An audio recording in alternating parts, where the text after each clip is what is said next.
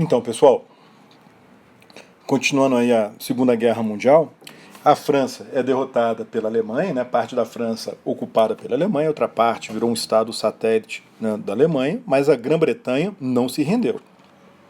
Aí os planos do Hitler começaram a dar errado, porque a estratégia dele era derrotar o mais rapidamente a França e a Grã-Bretanha e poder se concentrar na guerra contra a União Soviética. Rompeu o acordo com Stalin e invadiu a União Soviética. Ele tinha um senso de urgência porque ele achava que a qualquer momento os Estados Unidos entrariam na guerra contra a Alemanha. E ele temia esse envolvimento americano.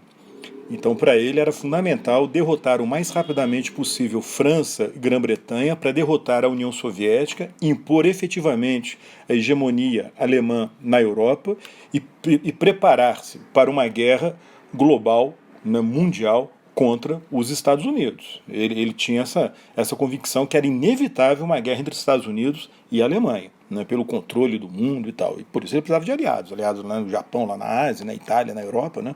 Mas para ele essa guerra só teria condições de ser vencida efetivamente se a Alemanha conseguisse hegemonia na Europa, né?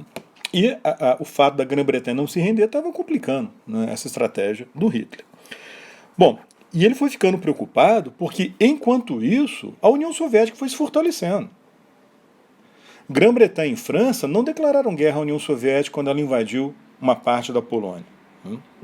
Na verdade, Grã-Bretanha e França adotaram uma política de apaziguamento com a União Soviética, de tolerar agressões soviéticas, tolerar que o Stalin conquistasse territórios, para evitar que a União Soviética e a Alemanha virassem de fato aliadas na guerra. Porque se a Grã-Bretanha e França, que estava em guerra com a Alemanha, declarassem guerra à União Soviética, pessoal, aí não teria jeito. Aí elas teriam que lutar contra os dois ao mesmo tempo, seria impossível, né, vencer o conflito. Então, qual foi a estratégia da Grã-Bretanha e da França? Bom, a França acabou sendo a jogada, né, mas da Grã-Bretanha tapar os olhos para as agressões do Stalin, concentrar a guerra contra a Alemanha. E quem sabe no futuro conseguir cooptar a União Soviética para o lado da Grã-Bretanha contra a Alemanha e aguardar também no futuro a entrada dos americanos na guerra. Então, com essa política britânica, com a Alemanha, né, concentrada na guerra aí contra a Grã-Bretanha, o Stalin aproveitou e invadiu e conquistou os países bálticos, Letônia, Lituânia, Estônia. Vamos ver aqui no mapa, ó. Aqui no mapa. Opa, deixa eu ampliar aqui, ó. Aqui, tá vendo? Os países bálticos. Lituânia, Letônia e Estônia. O Stalin aproveitou e conquistou esses territórios, esses países, que passaram a ser parte da União Soviética, até a dissolução da União Soviética em 91. Até 1940 eles eram países independentes, membros, né, da Liga das Nações. A Liga das Nações, inclusive, condenou a União Soviética e expulsou a União Soviética da organização, né? Aí a Liga das Nações, a União Soviética expulsa da Liga das Nações, mas Stalin não estava nem aí, para ele já toda aquela ordem internacional, capitalista, liberal, estava desmoronando mesmo, então para ele aquilo era indiferente. Deixa eu arrumar aqui, estou falhando, né? Bom, e a Itália? Até junho de 1940, faltando alguns dias para a França se render, a França na prática já derrotada pela Alemanha, até então, a Itália ficou neutra. Mussolini achava que a Itália não estava ainda preparada para a guerra, mas quando ele viu a Alemanha conquistando territórios, a França prestes a desmoronar, a ser derrotada, né? Bélgica e Holanda já tinham sido derrotadas, Noruega e Dinamarca também já tinham sido conquistadas, aí o Mussolini resolve declarar guerra à França e à Grã-Bretanha. A ideia dele era se aproveitar das dificuldades da França e da Grã-Bretanha e conquistar territórios para a Itália na África, né? Então ele entra na guerra, a Itália entra na guerra em junho de 40. Lá da Líbia, a Itália invade o Egito, né, que era controlado pela Grã-Bretanha. Vou pegar aqui o mapa de novo. Aqui, ó. Tá vendo? Aqui a Líbia aparece aí, essa parte rosa aqui no mapa, tá como Tripolitânia, né, que é a parte oeste da Líbia, Cirenaica, né, a parte leste, né? E o Egito, que, embora independente oficialmente desde 22, na prática era um protetorado, era ocupado militarmente pela Grã-Bretanha. Então a ideia do Mussolini era aproveitar a superioridade militar italiana, que a Itália tinha muito mais soldados do que os britânicos possuíam no Egito.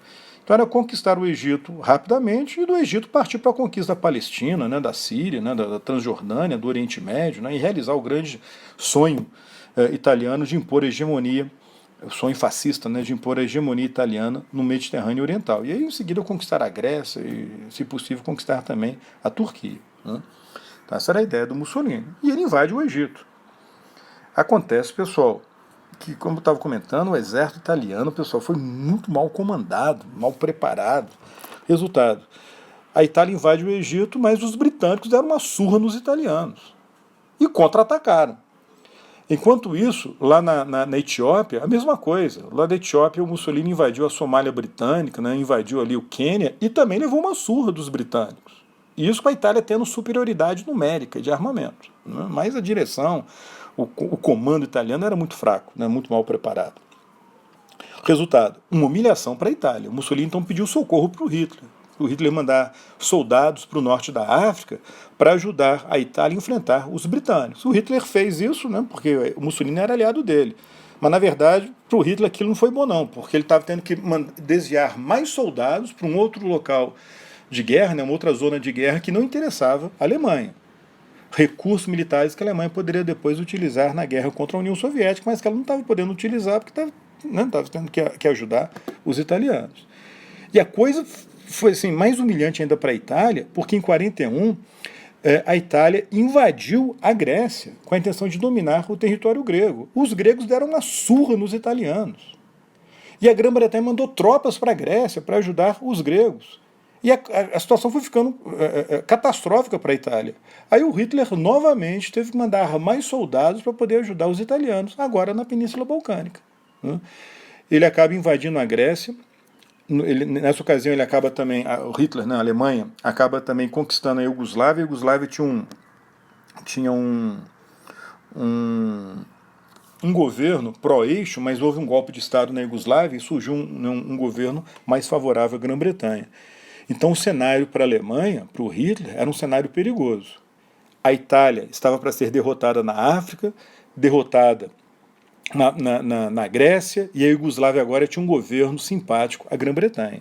Então, com tudo isso, a Alemanha envia as tropas lá para a Líbia, né, para o norte da África, para ajudar os italianos contra a Grã-Bretanha, como estava falando há pouco, e acaba conquistando a Iugoslávia e a Grécia. Quer dizer, a área sob o controle alemão cresceu na Europa, passou a incluir a Península Balcânica, né, direto ou indiretamente, porque nessa altura do campeonato, outros países da Península Balcânica se tornaram aliados da Alemanha. A Bulgária virou aliada da Alemanha também. A Iugoslávia foi fragmentada e a Croácia passou a ser um país independente, mas na prática um protetorado, um aliado da Alemanha. A Hungria, né, virou também aliada da Alemanha e tal. Então, quer dizer, a Alemanha estabeleceu a hegemonia na Península Balcânica. A Romênia também fica sob o controle alemão, fica sob a hegemonia alemã. A Península Balcânica. Só que para isso o Hitler teve que concentrar soldados na Península Balcânica. Soldados que ele poderia usar na guerra contra, que ele gostaria de usar na guerra contra a União Soviética e que não pôde usar. Teve que mandar soldados para o norte da África, soldados que ele queria deixar reservado para usar na guerra contra a União Soviética e que ele não pôde usar.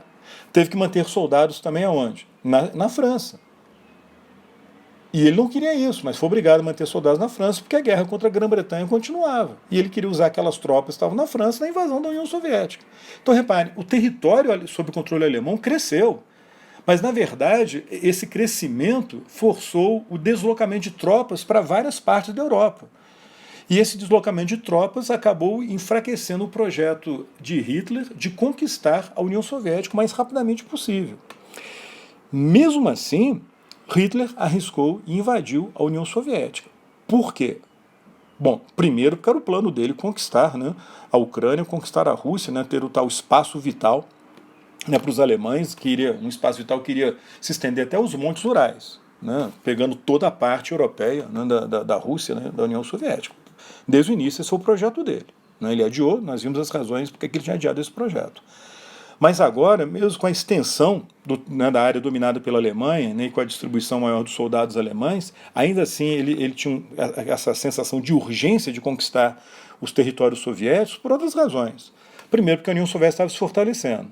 Então o tempo passava e a União Soviética cada vez mais forte, cada vez mais moderna.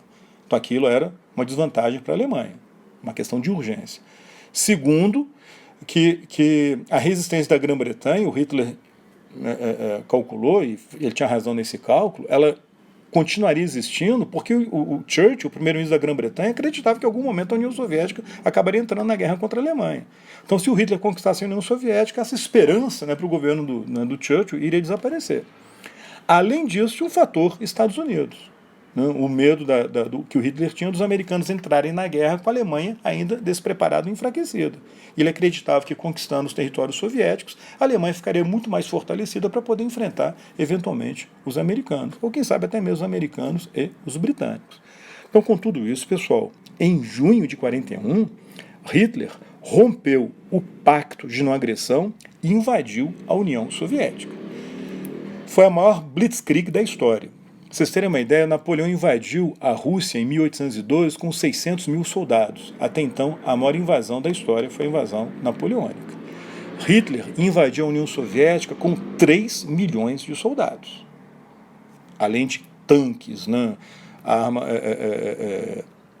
caminhões, infantaria mecanizada, cavalos também, né, centenas de milhares de cavalos, porque apesar da mecanização da guerra, o cavalo ainda era importante, né, para o transporte de peças de artilharia, né, transporte de mantimentos e tal.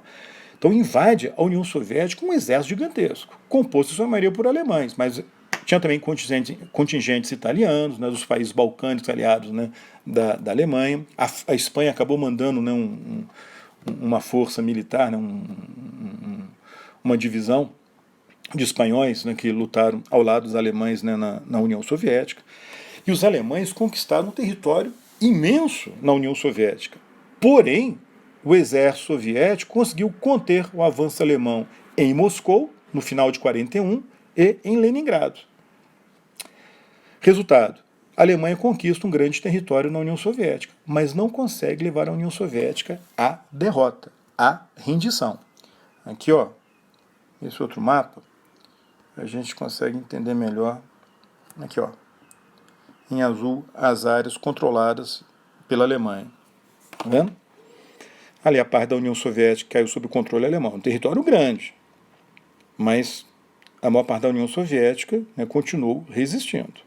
Resultado, uma aliança entre a Grã-Bretanha e a União Soviética em junho de 1941 contra a Alemanha. E o pior dos pesadelos do Hitler aconteceu. Ele teve que dividir as suas forças para poder enfrentar, né, essa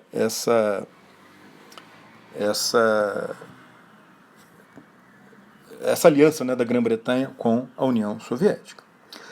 E em dezembro de 1941, pessoal, a guerra assumiu também uma dimensão global, porque em dezembro o Japão finalmente atacou os Estados Unidos e as colônias da Grã-Bretanha no Extremo Oriente. Né?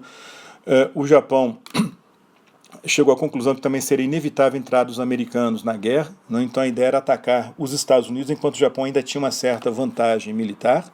Por outro lado, o Japão concluiu corretamente que a Grã-Bretanha não teria condições de proteger as suas colônias, né, no Extremo Oriente. A Holanda tinha sido conquistada, né, pela Alemanha. E a Holanda tinha como sua principal colônia a Indonésia, uma área rica em petróleo, borracha e tal. Então o Japão também concluiu que a Holanda não teria condições. Né? Tinha um governo holandês no exílio na Grã-Bretanha, mas chegou à conclusão que a Holanda também não teria condições de defender a Indonésia. Então para o Japão era uma oportunidade única conquistar o Sudeste Asiático, né, e atacar os Estados Unidos no momento em que aparentemente o Japão ainda tinha certa vantagem. A ideia era, num ataque surpresa, destruir os principais navios americanos ancorados em Pearl Harbor, uma base aeronaval americana no Havaí. Não era conquistar o Havaí naquele momento, mas era destruir os porta-aviões americanos, né, que o Japão acreditou estavam lá ancorados no Havaí, e destruir outros navios também.